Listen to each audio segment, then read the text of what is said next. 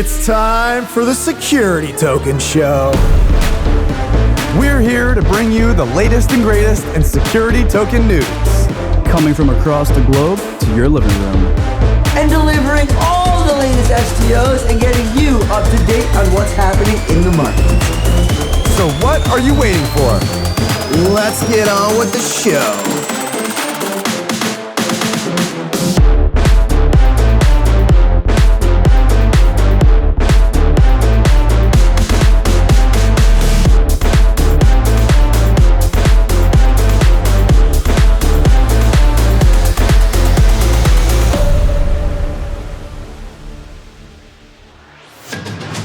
Hello and welcome to the Security Token Show. Hopefully you're joining us again, but welcome to those of you who are new. This is Kyle Sonlin. I'm Herwig Konings. We're your hosts. Good to be in the studio with you as always, my friend. Absolutely. Ready to bring you the latest security token news. So before we dive into the show today, we do want to thank our sponsor, which this week, the show is brought to you by the Security Token Advisors Success Network. Now with over 100 members, you're getting exclusive reports. You're getting behind the scenes access to the show, getting an earlier exclusive access to other types of research and reports that we make, as well as some great community features. We've got events like former SEC attorney Mark Powers was talking to us all about everything going on in the regulation space with respect to the industry. So thank you so much to the STA Success Network. If you're watching it early or if you don't know what's going on, check out success.securitytokenadvisors.com. Special founding member rates still available through May, so check it out.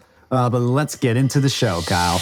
And starting off our top 5 things you got to know happening right now, we're launching off with JPM. JP Morgan's wealth managers and their online brokers in over 30 markets are now tapping into Sharegain's digital securities lending solutions. It's not quite totally out of the blockchain as I understand it, Kyle, but is one step closer to the future. Very cool stuff. And moving into number 4, we have Abrdn launching a tokenization platform through Hedera, working with the Hedera Hashgraph blockchain.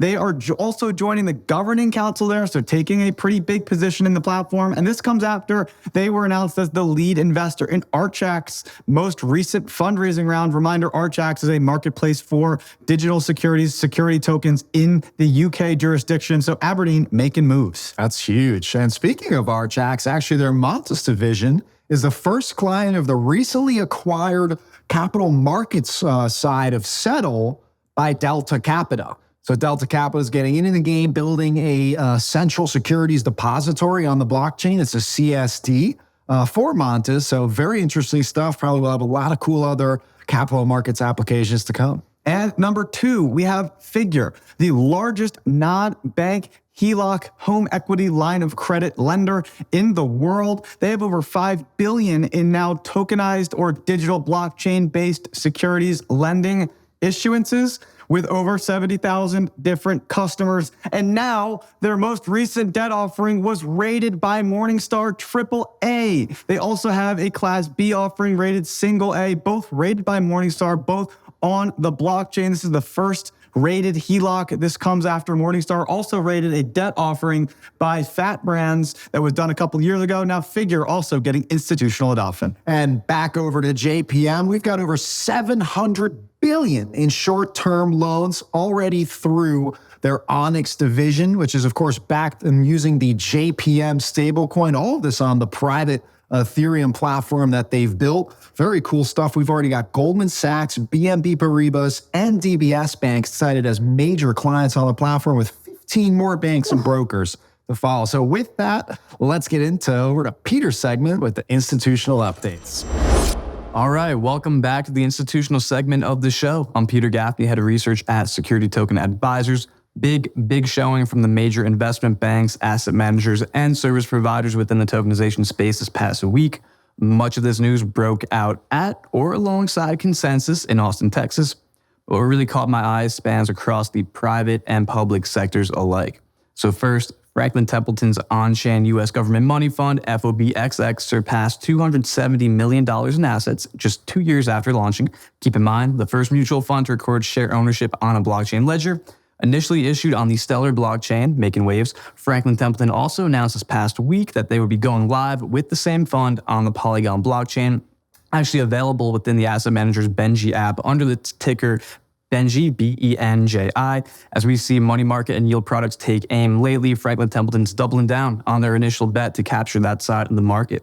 On the private side, we also have Figure setting a milestone with the first publicly rated blockchain-based HELOC, something they've been doing for a few years now, but now have reached a new tier in legitimacy and feasibility with the rating. So Morningstar rated the HELOC's two classes of shares, AAA and single A, while Jefferies, Goldman Sachs, and JP Morgan Trifecta actually underwrote the offering. So very nice to see Jefferies back in the mix after working with Figure on securitizations back in 2023 years ago. Hope to see the investment bank get a bit more active on this side of things moving forward.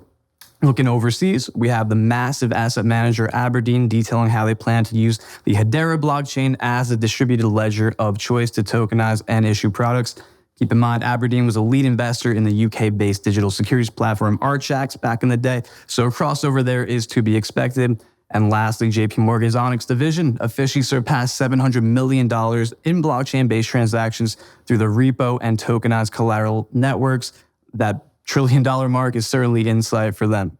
So that's all on the institutional front today. Plenty more happening behind the scenes as well. Trust me, this is possibly the most exciting time in the industry thus far because of the breadth in use cases and sectors that are indeed active, no longer just conceptual. So I'll keep everyone in the loop as more things come to fruition. Until then, listen to Sam Sachs and his market breakdown.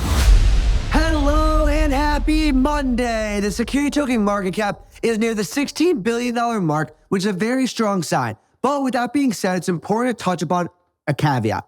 The volume is still very low. However, we do have three big pieces of news this week, and we'll start with Basonic Securities. It was recently approved by FINRA to operate a broker-dealer and an ETF for equity and debt securities, including digital asset securities that are using blockchain technologies. Basonic Securities is also approved to conduct private placements of equity and debt securities, including digital asset securities that are offered and sold pursuant to Reg A, D, and S safe harbors from regulation with the US SEC.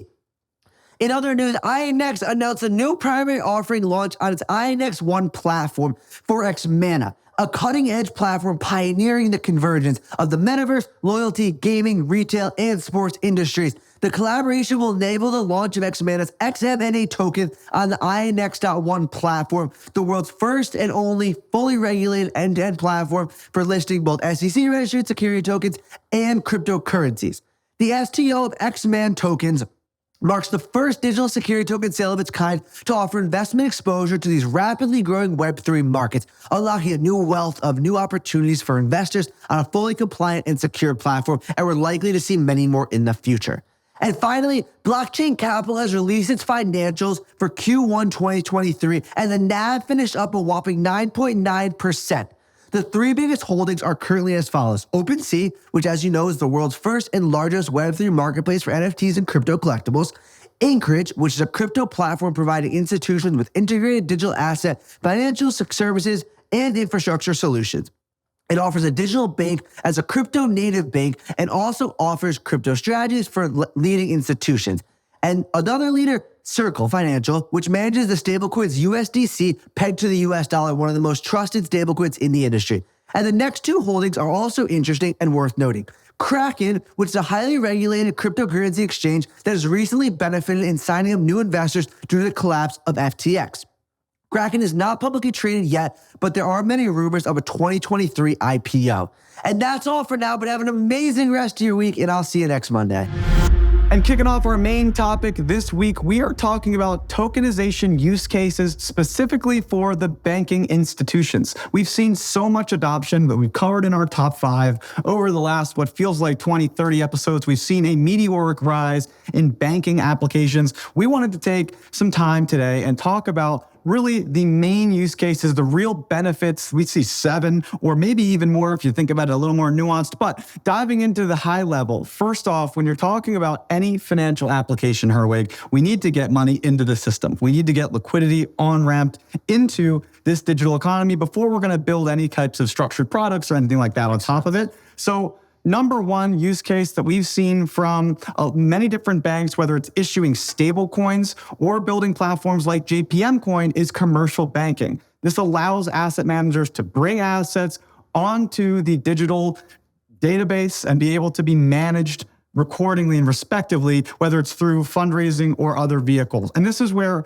Number two comes in alongside that, Herwig, which is money market funds. This is lending that capital between the different banks inside the institution. So really commercial banking and money market funding in terms of getting capital for or interest on your capital is really the number one core use case we see for banks. That's amazing. So you're saying in order for us to really even take advantage of full tokenization where the banks can even play, if you will, they first got to get money on chain. And we're seeing that first in the form of stable coins. You said the JPM coin. And then we also got SocGen's Euro stable coin that they recently announced. So these use cases for settlement use hundreds of billions, if not trillions, in these daily volumes in these markets where we're already seeing hundreds of billions of activity on the Onyx platform and others. So this is a really great sign. Totally agree.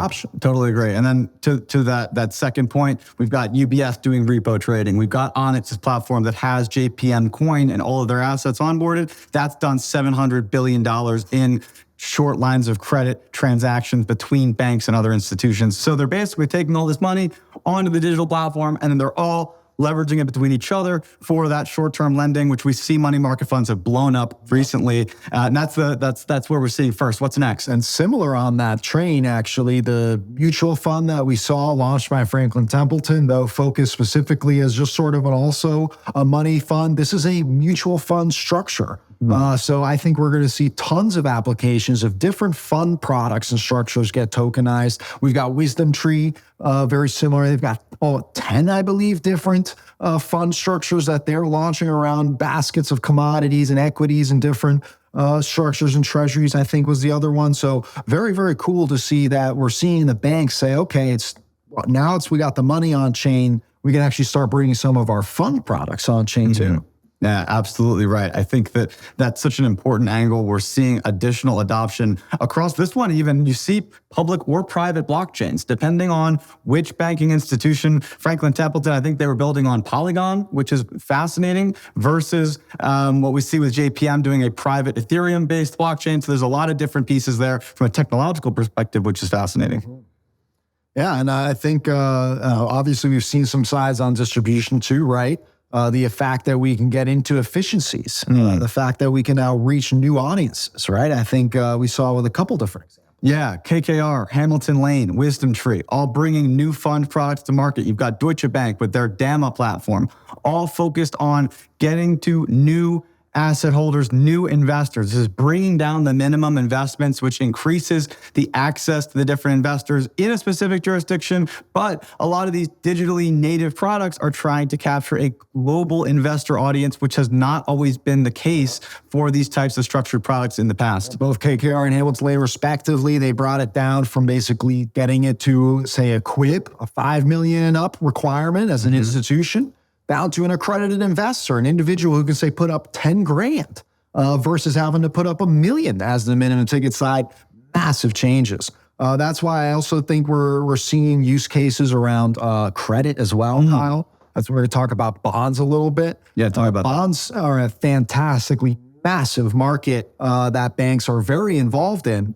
We actually see that SocGen, they've been active. They did about $150 million worth of bonds, I think, maybe more. On Ethereum, some other use cases. They even went and refinanced that completely on chain with Maker, which is pretty cool. We also have HSBC's Orion platform, which did a $50 million bond with the EIB, green bond, if I recall correctly. Correct. So there are $1 trillion, dollars worth of bonds that are now being digitized as well by the banks. Which is similar but not quite the same as also the use case of loan origination. The biggest non-bank lender for HELOCs we announced earlier was Figure. So they've done over $5 billion in originations on chain using their platform, an immutable record-keeping system for loan management, and they've now securitized that and sold that off. I think we're going to see a lot more of that. We also have the tokenized collateralization network over by JPM. So, lending against these tokenized securities is a huge opportunity, as well as creating new bonds, new loans, products as well. So yeah, we've seen, especially with these types of loans, they're all rated, right? And the rating gives them, that kind of dictates how the interest rates on that specific debt is going to be priced. And so we've seen examples of Morningstar looking back and saying, oh, the enhanced transparency of leveraging on-chain platforms allows us to give a better rating, which therefore brings down the costs associated with those debt offerings. All of this is being realized. Not quite as, right in your face about, hey, here's new token products, and more like, hey, back end. Yeah. This is pretty powerful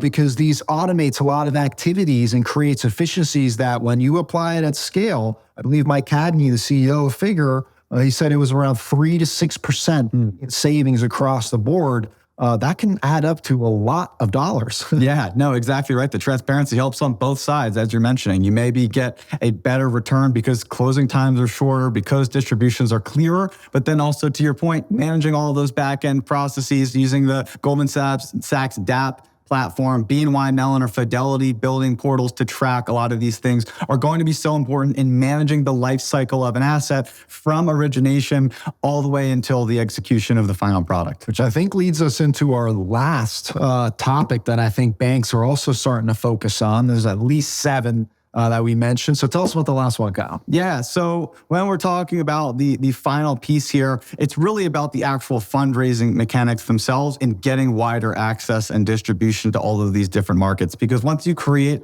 all of these different things, once you manage them on the life cycle of the asset, the goal is then to raise larger amounts of capital and build more liquidity for the products themselves. This is, I think, the one that is the furthest down the line. We may or may not see this in the current markets, depending on if they're underwritten or if they're publicly solicited, but building those secondary market activity for these assets, building the liquidity for liquid assets. A component of that specifically is custody, right? We didn't mention that's a pretty important new form that's being taken on here with digitalization. That's going to be a big player by these banks saying, hey, we can custody this much easier for you. We can apply these, to your point, all these different applications. So a lot of different things for banks to be looking at here, Kyle. Totally we, of right. course, do that at Security Token Advisors. We've been helping asset managers and banks and all kinds of issuers explore the different use cases and integrate these strategies and applications and technologies. So that's the main topic. That's banking applications. If you guys questions, if you've got thoughts or feedback, of course, Kyle and I are always available.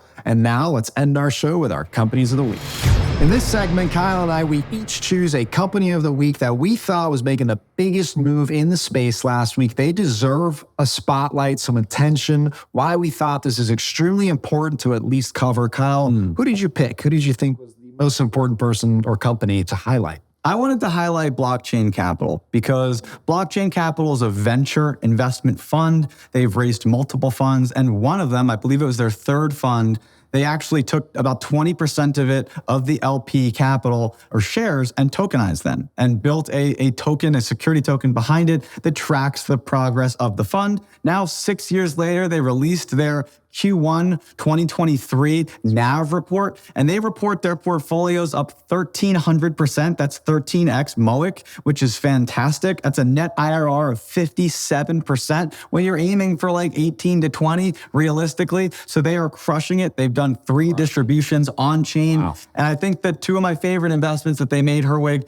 OpenSea, they got in at the seed round. Everybody knows OpenSea now. That's an NFT marketplace. And then Circle, they value the shares of Circle Financial, one of the largest stablecoin issuers and one of the biggest financial institutions in the blockchain crypto space. They've also 7x'd that investment based on their valuations. Wow. Blockchain Capital's done some good stuff. They are absolutely, like you said, crushing it. It makes a lot of sense. And the fact that they are trading as you could buy those the tokens now. That's absolutely worth highlighting. How about you? Very cool stuff. Well, I mean, when we hear a company like Abrdn out of Britain, which is, by the way, almost a $500 billion asset manager, folks. When they say we're getting into tokenization, they're partnering up with Hedera and doing things like this, that gets me excited. That tells me that there's yet another major asset manager.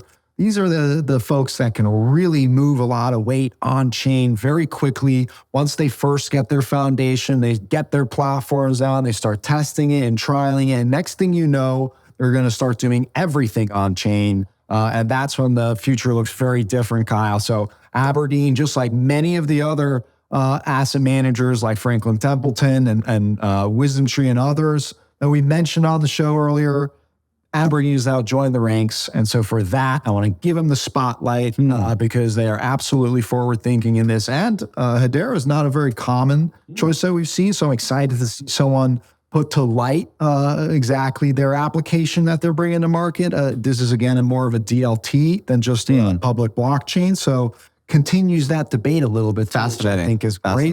But yeah, we'll keep a spotlight on that. And Abrdn, you're my company of the week. Congratulations to Abrdn. If you like the show, please like it, comment, share this. We really put a lot of effort and research into building out and helping you understand what's going on in the tokenized markets. We appreciate you checking it out. Go to stm.co for any new news, for trading data, anything like that you want to know about the industry. Absolutely. And of course, Kyle and I, we're available on LinkedIn, Twitter, everywhere. Join the conversation or get into it at the Success Network over at Security Token Advisors. And with that, we'll see you next Monday, and happy tokenizing.